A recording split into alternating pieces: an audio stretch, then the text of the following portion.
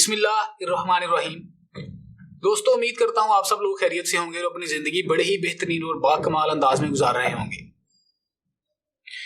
आज के जिस टॉपिक का मैंने इंतखाब किया, जिस टॉपिक के ऊपर मैं अपनी गुजारिशात आपके सामने रखूंगा, उसका नाम है एहसास जिम्मेदारी। इंग्लिश में हम उसे कहें तो हमें कहेंगे कि सेंस ऑफ रिस्पॉन्सिबिलिटी। क्या है, इसके ऊपर देखते हैं आज इस प्रोग्राम में। हमें एक चीज को मानना पड़ेगा कि जो सेंस ऑफ रिस्पॉन्सिबिलिटी है, ये जो एहसास जिम्मेदारी है, हम फर्द के लेवल पे भी, माशरे के लेवल पे भी, और ख़ानदान के लेवल पे भी, और इवन स्टेट के लेवल पे भी हम लोगों में उस तरह इस चीज़ का शऊर बेदार नहीं कर सके। हमें इस वक्त में इस चीज़ की सबसे ज़्यादा ज़रूरत है कि हम लोगों के अंदर सेंस ऑफ रिस्पॉन्सिबिलिटी पैदा करें, उनको मोटिवेट करें और उन्हें बताएं कि ये है क्या, इसकी एक जो कीमत है वो क्या अदा करनी पड़ती है फ़र्द को। हम इसको डिफरेंट पार्ट्स में देखेंगे कि सबसे पहले हम ये देखेंगे कि फ़र्द के लेवल के ऊपर एहसास जिम्मेदारी किस तरह डेवलप की जा सकती है। उसके बाद हम ये देखेंगे कि माशरती लेवल पे और ख़ानदान के लेवल पे, फैमिली सिस्टम में हम किसी शख्स के अंदर एहसास जिम्मेदारी किस तरह पैदा कर सकते हैं। और उसके बाद हम ये देखेंगे कि मुल्की लेवल पे हम शहरियों के अंदर, माशरे के अंदर हम किस तरह सेंस ऑफ रिस्पॉन्सिबिलिटी को इन्हांस कर सकते हैं, उसको बढ़ा सकते हैं, उसको पैदा कर सकते हैं। दोस्तों, सबसे पहले ये देखते हैं कि ये जो फ़र्द वाहिद है, ये जो एक इंडिविजुअल है, उसमें एहसास जिम्मेदारी किस तरह आ सकती है। क्या वो अपने अंदर एहसास जिम्मेदारी पैदा कर सकता है, या वो कौन से स्टेप्स हैं, अगर उसके अंदर पहले से है तो वो किन स्टेप्स को फॉलो करके अपने अंदर एहसास जिम्मेदारी पैदा कर सकता है।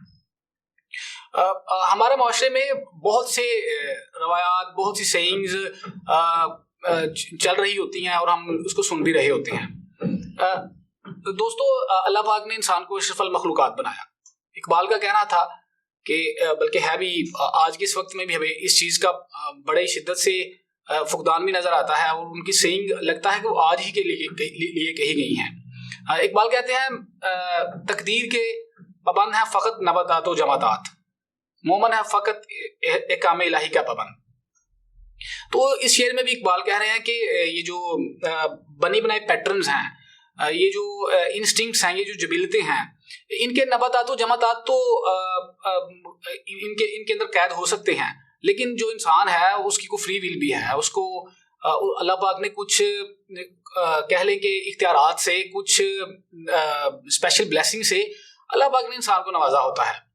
हम ये देखते हैं जानवरों के लेवल पे कि ये जो जानवर है वो बिल्कुल जिस तरह दुनिया में आता है उसी तरह बिल्कुल चला जाता है। या हम उसको ये देख के ये प्रिडिक्ट कर सकते हैं कि एक जो जानवर है वो किस तरह का बायोलॉजिकल सतह पे वो किस तरह का होगा।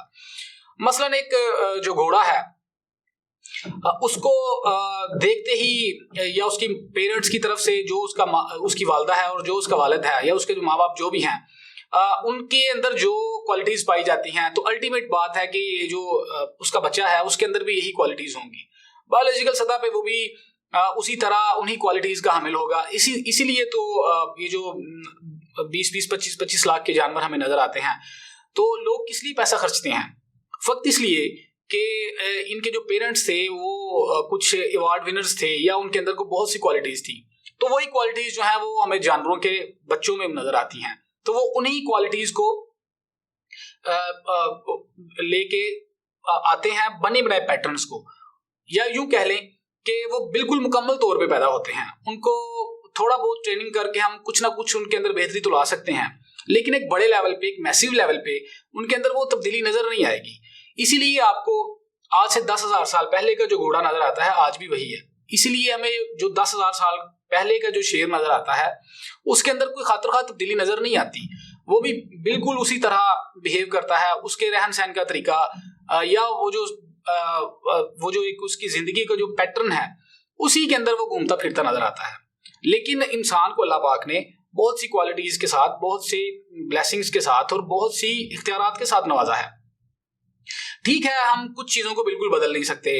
हम किस जगह पे पैदा हुए, हमारी जो बॉडी है उसका जो कद काट है वो किस तरह का है, हमारा जो नैन नक्शा है, हमारी जो आंखें हैं, हमारे जो हाथ हैं, वो किस तरह के हैं, इनके ऊपर, इन चीज़ों के ऊपर, या जो हमने मरना किस जगह पे है, इन चीज़ों का इंतखाब तो इंसान नहीं कर सकता, ना ही इनको बदल सकता है। लेकिन कुछ चीज़ें नाज़रीन इकराम अल्लाह पाक ने इंसान को दी हैं, वो बदल भी सकता है। मसलन हम अपने थॉट्स को बदल सकते हैं, हम अपने रहन सहन के तरीके को बदल सकते हैं, हम अपने एजुकेशनल लेवल को बदल सकते हैं। तो ये वो चीज़ें हैं जिनको मेहनत करके, जिनको सुधार के, जिनको ऊपर काम करके हम इनको बदल भी सकते हैं। मसलन एक दो एग्जांपल्स मैं आपके सामने रखता हूँ।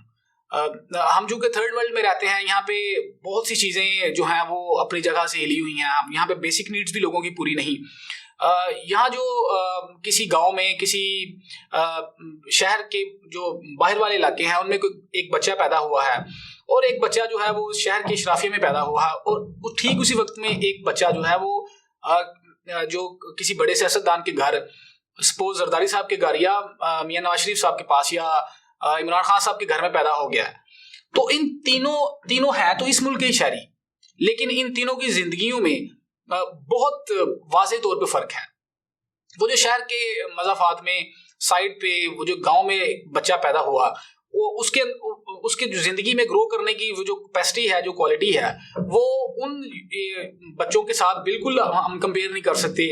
या यूं कह लें कि वो जो जिंदगी के जो लवाजमात इन बच्चों को अवेलेबल हैं जो अशराफिया के घर में पैदा होते हैं, वो बिल्कुल एक पुअर फैमिली में पैदा होने वाले बच्चे, एक मिडिल क्लास फैमिली में पैदा होने वाले बच्चे और में बिल्कुल एक वाज़िया, एक बहुत बड़ा डिफरेंस है। लेकिन नाज़रीन किराम, फिर भी जो स्टीफन आर कवी ने एक जो फ्रेज इस्तेमाल की, एक जो जुमला इस्तेमाल किया या जो एक टर्मिनोलॉजी इस्तेमाल की, उसने कहा सर्कल ऑफ इन्फ्लुएंस। हमारा जो सर्कल ऑफ इन्फ्लुएंस है, हम उसके अंदर तो कुछ ना कुछ रोल प्ले कर सकते हैं। जब भी वो बच्चा जो किसी एवरेज फैमिली में पैदा हुआ है या जो पुअर फैमिली में या लोअर मिडिल क्लास में पैदा हुआ है, मैं ये अमूमन अपने जो मेरे सब कोलीग्स हैं और जो मेरे स्टूडेंट्स हैं उनको भी मैं ये बात कहता हूँ कि अगर हम पैदा हुए एक बिल्कुल एक आम फैमिली में और हमने ये देखा कि हमारा जिंदगी में उस तरह एक्सेल करने का लेवल वो नहीं जो एक अशराफिया के घर में पैदा होने वाले बच्चे का है, तो फिर क्या करें? हम हाथ पे हाथ धरे बैठ जाएं, हम कुछ ना करें? दोस्तों, अगर हम हाथ पे हाथ धरे बैठेंगे और कुछ ना करेंगे तो फिर तो हमारे जिंदा रहने का कोई मकसद ही नहीं। हमने अब हमारे जो सराउंडिंग में हमारा जो एरिया है, जिनको हम बदल सकते हैं, उन चीजों को हम जरूर आइडेंटिफाई करें, जिनके ऊपर हम काम कर सकते हैं, जिन चीजों को हम बदल सकते हैं, उनको जरूर बदलने की कोशिश करें। और जो अपना सर्कल ऑफ इन्फ्लुएंस है उसको सबसे पहले डिफाइन करें कि वो कौन से एरियाज हैं जिनमें मेरा इख्तियार है, वो जो कौन से दायरे हैं जिनमें मेरा इख्तियार है। हम उन दायरों को जिंदगी भर आइडेंटिफाई नहीं कर सकते। हम उन दायरों में भागने दौड़ने की या उन चीजों को बदलने की कोशिश करते रहते हैं जिन पे हमारा इख्तियार ही नहीं होता। अपना जो सर्कल ऑफ इन्फ्लुएंस है, अपना जो दायरा कार है, सबसे पहले उसे डिफाइन करें, उसको देखें, उसके अंदर कौन सी चीजें जो हैं वो बेहतर हो सकती हैं। मसलन हम फॉर एग्जांपल देखते हैं कि ये जो एजुकेशनल सतह पे जिस तरह सरकारी सतह पे बिल्कुल आम है, तालीम आम है, उसमें हम दाखिल हो के अगर हम बिल्कुल पुअर फैमिली में पैदा हुए हैं या बिल्कुल एक लोअर मिडिल क्लास फैमिली में पैदा हुए हैं, तो हम एजुकेशन तो हासिल कर सकते हैं किसी न किसी सतह पे। अगर हम स्कूल जाने के काबिल नहीं तो हम हमारे जो फैमिली है, हमारे जो सराउंडिंग में जो लोग हैं, उनमें कोई पढ़ा लिखा शख्स तो जरूर होगा। हम सुबह काम करके शाम को उसके पास जाके भी अपने एजुकेशनल लेवल को इम्प्रूव कर सकते हैं। एक तो बात ये होगी। दूसरी बात ये है कि ये जो सेल्फ हेल्प का लिटरेचर है, ये लिटरेचर में कुछ भी है उसको हम खरीद भी सकते हैं। बिल्कुल एक 100, 150, 200 में आपको सेकंड हैंड किताब मिल जाती है। हम वो किताबें इकट्ठा करके अपने जो शऊर है उसको भी बेहतर कर सकते हैं।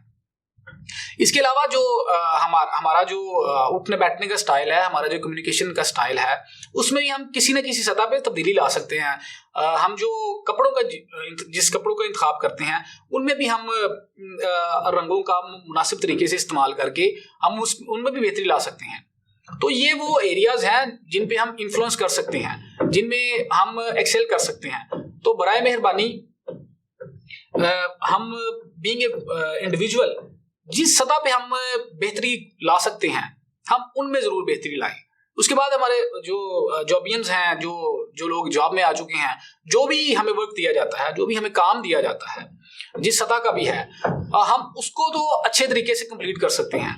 हम उसमें डंडी ना मारें, हम जो हमारी असाइनमेंट हमें दी गई है, हम उसको प्रॉपर तरीके से, पूरी मेहनत से, पूरी डिवोशन से हम उसे तो परफॉर्म कर सकते हैं।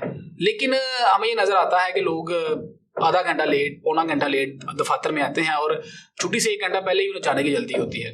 तो हम जब तक अपने अंदर ये जो सर्कल ऑफ इन्फ्लुएंस है इसको डिफाइन नहीं करेंगे और उसके अंदर हम कुछ ना कुछ तो, चाहे 1% ही सही, जिन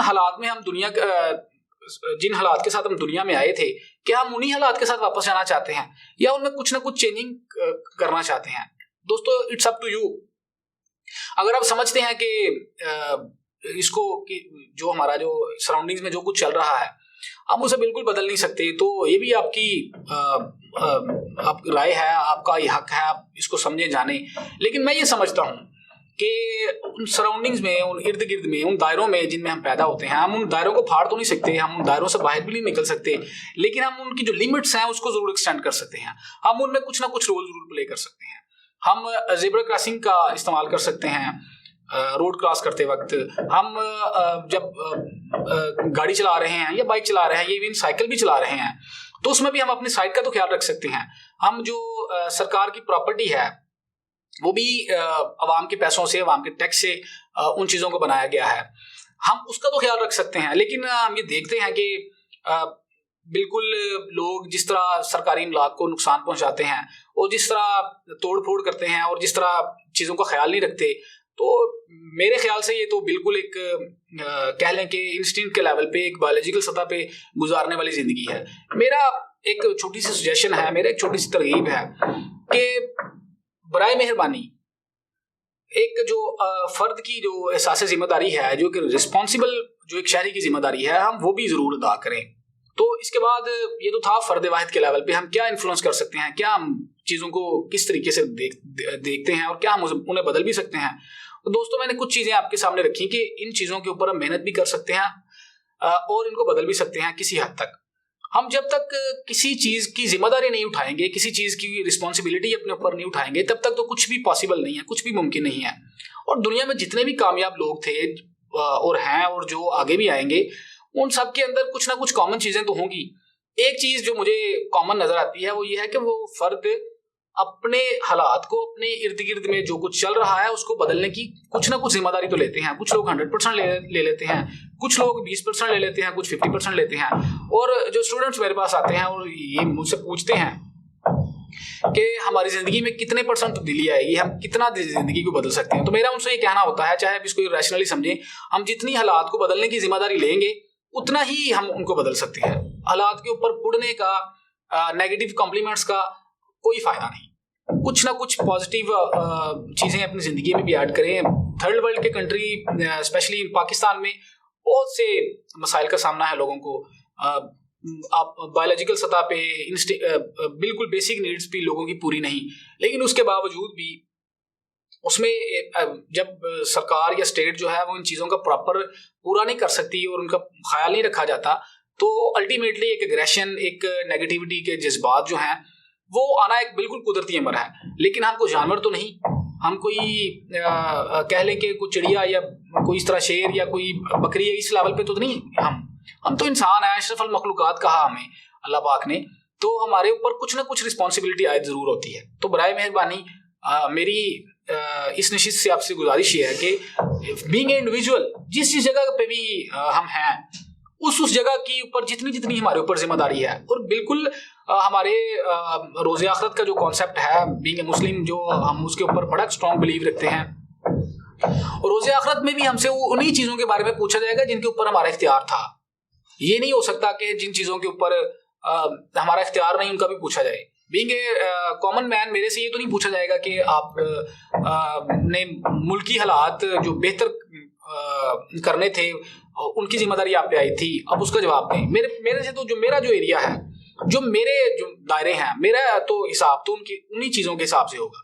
तो बराए मेहरबानी अपनी ज़िंदगी में जिन चीज़ों के ऊपर काम हो सकता है, हमारे स्ट्रेस की, हमारी एंग्जाइटी की, हमारे डिप्रेशन की वजह ये भी होती है कि हम उन जगहों के ऊपर अपनी एनर्जियां सर्व कर रहे होते हैं जिनको बिल्कुल ही हम बदल नहीं सकते, हम जिनको बिल्कुल ही हम चेंज नहीं कर सकते। सारा दिन बैठ के पाकिस्तान के हालात को पढ़ने से क्या मैं ठीक कर सकता हूं उसे? बिल्कुल नहीं। लेकिन जो मेरे इर्द गिर्द चल रहा है उसके अंदर मैं कुछ ना कुछ पॉजिटिव रोल जरूर प्ले कर सकता हूं। तो इसके बाद ये तो था फर्द वाहिद के लेवल पे। इसके बाद हम देखते हैं कि एक फैमिली के लेवल पे, एक खानदान के लेवल पे, एक बच्चे के अंदर किस तरह एहसास जिम्मेदारी को डेवलप किया जा सकता है। दूसरा पार्ट इसका ये, इसकी बड़ी गंभीर सूरत हाल जो मुझे नजर आई, छोटी सी एग्जांपल आपके सामने ये रखता हूं कि हमारी जो फैमिलीज हैं, जो कंबाइंड फैमिली सिस्टम है, या जो कह लें कि इकट्ठा रहने का निज़ाम है, ये भी हमारे यहाँ बिल्कुल कॉमन है। और हर दूसरा तीसरा जो घर है वो कंबाइंड फैमिली सिस्टम के साथ उसकी अटैचमेंट है। उसके कुछ पॉजिटिव पॉइंट्स भी हैं और उसके कुछ नेगेटिव पॉइंट्स भी हैं। पॉजिटिव पॉइंट्स उसके ये हैं कि हमें बहुत सी चीज़ें, हम सिक्योर हैं, हम उस तरीके से हम इनसिक्योर नहीं। जिस तरह वेस्ट में एक बच्चा जो है वो 18 साल के बाद वो बिल्कुल ही उसे माशरे में फेंक दिया जाता है और वो अपनी जो जिंदगी है उसे पूरा उसको जीने का, उसको गुजारने का और उसमें किन चीज़ों को उसने ऐड करना है उसका इख्तियार बिल्कुल उसके पास होता है। लेकिन हमारे यहाँ हम ये देखते हैं कि 2-2, 3-3 नस्लें जो है वो एक ही घर में पल रही होती हैं। अगर हम मुझसे पूछें तो मैं तो बिल्कुल कंबाइंड फैमिली सिस्टम के हक में नहीं हूँ। उसका एक सबसे बड़ा जो लॉस ये जो आज का टॉपिक है उसके साथ मैं इसको अटैच करूंगा कि उसका सबसे बड़ा नुकसान ये होता है कि जो बच्चा है उसके अंदर एहसास जिम्मेदारी डेवलप नहीं हो पाती उस तरीके से। जो चचा है, जो दादा है और जो वालिद हैं, वो इतनी वो सिक्योर बाउंड्रीज में है कि वो जिंदगी में कुछ भी वो जो है वो बड़ा अचीव, मेरे ख्याल में वो उस तरीके से उसकी वो जो ब्रेन के पैटर्न्स हैं वो डेवलप नहीं होते। फॉर एग्जांपल, एक बच्चा जो है उसके पेरेंट्स जो हैं वो उसको कुछ अच्छी चीजें लेके देना अफोर्ड नहीं कर सकते। कुछ ना कुछ तो उसके अंदर कुछ उभरता है, कुछ उसके अंदर पैदा होता है और कुछ वो चीज़ों को हासिल भी करना चाहता है। लेकिन हम ये देखते हैं कि कंबाइंड फैमिली सिस्टम में चाचा, दादा, दादी या जो उसके कुछ कजन्स हैं वो उनकी नीड्स को वो पूरा करने लग पड़ते हैं। तो एक इसका नेगेटिव पॉइंट ये कि उसको लाशऊरी तौर पे वो उस तरीके से हाथ पैर नहीं मारता जिस तरीके से उसे हाथ पांव मारने चाहिए। तो हम बच्चा इसी सारे सर्कमस्टांसिस में ग्रो होना शुरू होता है। वो बिल्कुल सिक्योर है, उसे जब भी किसी चीज़ में वो स्टक होता है जिसमें वो फंसता है, तो बजाय इसके कि वो खुद एफर्ट करे, वो खुद उन सारे सर्कमस्टांसिस से, उन सारी जो हालात उसकी ज़िंदगी में नासाज हो चुके उनके साथ वो खुद से लड़े। वो बहुत से जो गार्ड्स हैं वो उसके साथ बिल्कुल उसके बैक पे खड़े होते हैं। इसका पॉजिटिव पहलू भी है कि वो सिक्योरिटी है उसके अंदर वो जो एक बॉन्डिंग है वो भी डेवलप होती है। लेकिन उसका जो नेगेटिव साइड मैं ये समझता हूँ कि वो उस तरीके से वो रिस्पॉन्सिबिलिटी, वो हालात को बदलने की, वो ज़माने के साथ चलने की, उस तरीके से उसके अंदर वो पैदा नहीं होती। वो जब भी उसके साथ कुछ ज़िंदगी में गरम या कुछ लोगों के थपेड़े उसकी ज़िंदगी में उसको लगने शुरू होते हैं तो कहीं ना कहीं से उसे वो रसद जो है वो मिलना शुरू हो जाती है। तो अल्टीमेटली वो 20, 22, 24 साल तक वो इन्हीं सिक्योर बाउंड्रीज में वो अपनी ज़िंदगी गुजारता है और सडनली 25वें साल में जब उसकी शादी के फैसला उसके ऊपर सादर किया जाता है तो फिर हम ये एक्सपेक्ट करते हैं कि वो 25वें साल में बिल्कुल एक जिम्मेदार शहरी के तौर पे, एक जिम्मेदार फर्द के तौर पे वो प्ले करे। और हालांकि 24 साल हमने उसे बिठा के खिलाया होता है। तो मेरी आज के इस प्रोग्राम के तवस्सुत से, इस प्रोग्राम के हवाले से मैं आपसे गुजारिश ये करना चाहता हूँ कि बच्चे को कुछ ना कुछ जो मुश्किल सर्कमस्टांसिस हैं, देखिए अगर वो मुश्किल सर्कमस्टांसिस में जाएगा नहीं और उसको टैकल करने की कोशिश नहीं करेगा तो उसकी वो जो पर्सनैलिटी है वो कभी भी डेवलप नहीं होगी।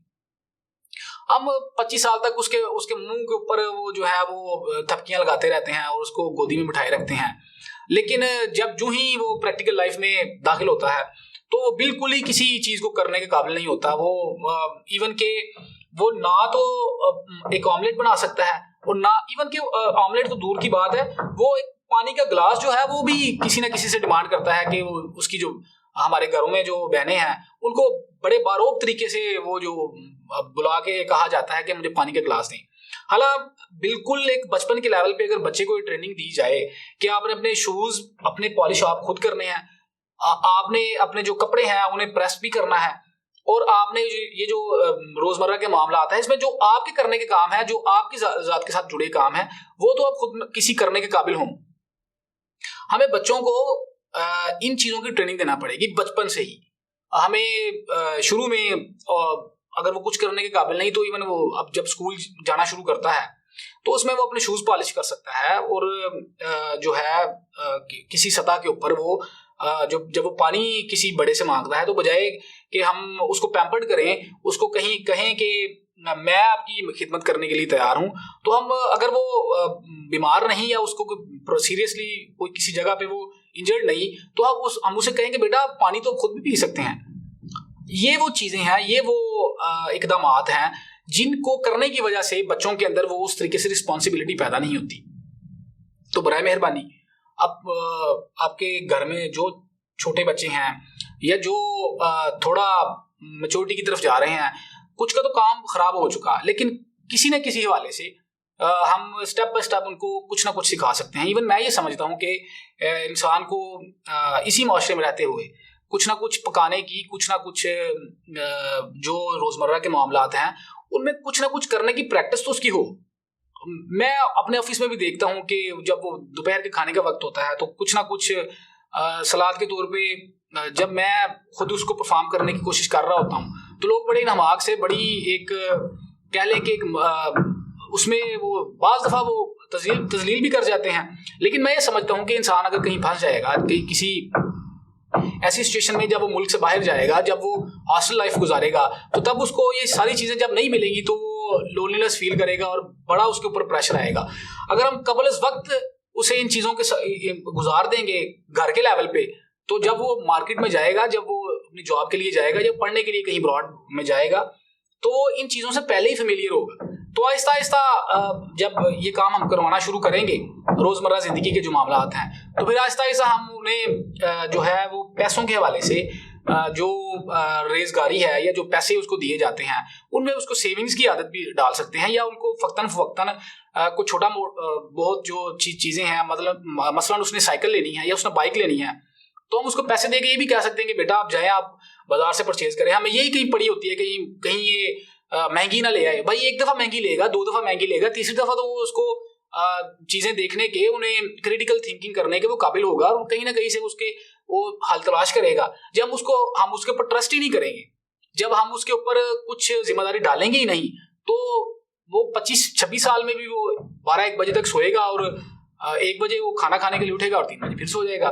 तो बराए मेहरबानी बच्चों के ऊपर ट्रस्ट करना शुरू करें, उनको ये छोटे छोटे काम जो हैं ये उनसे लेना शुरू करें। वो कोई नुकसान ही करेंगे ना, कोई महंगी चीज़ लेके आएंगे, कोई ख़राब चीज़ लेके आएंगे, आहिस्ता आहिस्ता सडनली वो बेहतरी की तरफ गामजन होंगे। एक जो इस ज़माने में मैं गुजारिश करना चाहता हूँ कि बाज़ घरों में मैंने ये देखा है कि वो बच्चे के ऊपर बिल्कुल ट्रस्ट नहीं करते।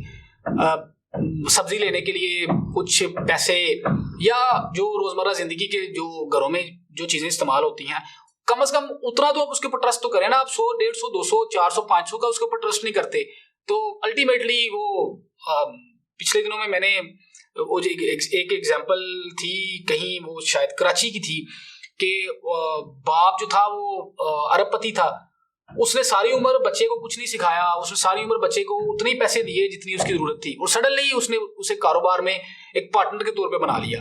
तो जब वो कारोबारी पार्टनर वो बना अपने वालिद का, तो आहिस्ता आहिस्ता उसने वो सारा कंट्रोल अपने हाथ में ले लिया, और एक दिन आया कि उसने वालिद को ही उस कारोबार से फारिग कर दिया। वजह क्या थी?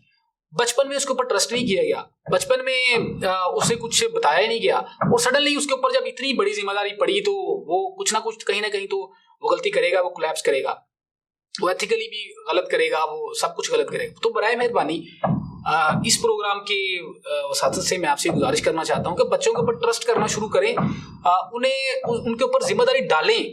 जब वो डालेंगे आप उनके ऊपर जिम्मेदारी, तो आहिस्ता आहिस्ता वो जिंदगी की किसी स्टेज पे वो जिम्मेदारी उठाने के काबिल भी होंगे।